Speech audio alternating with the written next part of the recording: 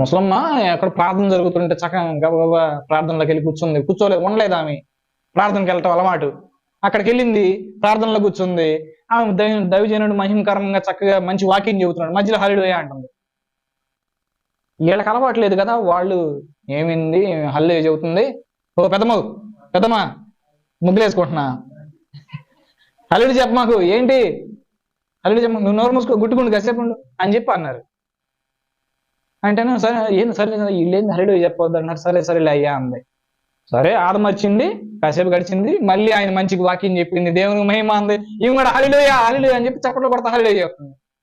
వీళ్ళేం గదుగుతున్నారు. పైనుండి ఆయన చెప్పాడు, ఈసారి కనుక నువ్వు హల్లెలూయా చెప్పావంటే బయటికి నెట్టేస్తానని నాకు చెప్పాను. సరే చెప్పనయ్యా, బుద్ధిగా వాక్యం వింటానయ్యా చెప్పనులే అని, ఇలా పద్ధతి ఇది కాబోలు అని చెప్పి మర్చిపోయింది. మళ్ళీ మర్చిపోయింది. ఆమె నవ్వుకుంటుంది, చక్కగా వాక్యం వింటుంది. ఆయన మళ్ళీ హల్లెలూయా అనగానే మళ్ళీ హల్లెలూయా అని చెప్పింది. చెప్పగానే ఇంకేముంది, నలుగురు పంపించాడు.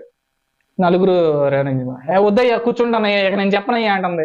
నువ్వేం మాట వింటలేదమ్మా, మర్చిపోయి మళ్ళీ హల్లెలూయా చెప్తున్నావు, నువ్వేమో నీ సంతోషంలో నువ్వు ఉండవు కానీ మమ్మల్ని పట్టించుకోవట్లేదు, అటు కాదులే నేను మూల కూర్చోబెడతాం రా అంటే, కాదయ్యా ముందు కళ్ళు కనపడతాయ్యా ముందు కూర్చుంటానయ్యా అంటే, అటు కాదులే అని చెప్పి మాట వినలాళ్ళు. చేతులు 2 కాళ్ళు 2 నలుగురు కొట్టుకొని తీసుకెళ్తున్నారు. ఆమన్నదంట, ఏసయ్యేమో ఒక గాడిద మోసింది ఏసైని, నన్నేమో 4 గాడిదలు మోస్తున్నాయి అన్నానంట.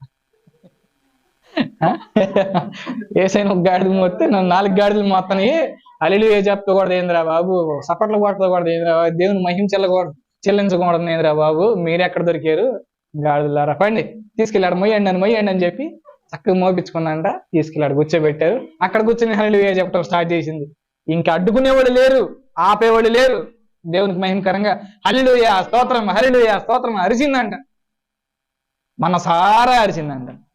మనసారా హల్లెలూయా చెప్పుకోవాలి కదా. వాళ్ళ బోధ ఏంటంటే వద్దు, కొంతమంది వాయిద్యాలు వాయించకూడదు, కొంతమంది ఆడవాళ్ళు పాటలు పాడకూడదు. 2 ఉంటారు, పాస్టర్ ఆయన అనుచరులు ఉంటారు, వాళ్ళే పాటలు పాడతారు, వాళ్ళే వాయిద్యాలు ముగించుకుంటారు. వాయిద్యాలు ముగిరు, పాటల వరకు పాడతారు. ఆయనే వాక్యం చెబుతాడు. ఇంకెవ్వరికి ఇవ్వరు మైక్ అసలు ఎవరికి ఇవ్వరు. ఇదొక సంఘం.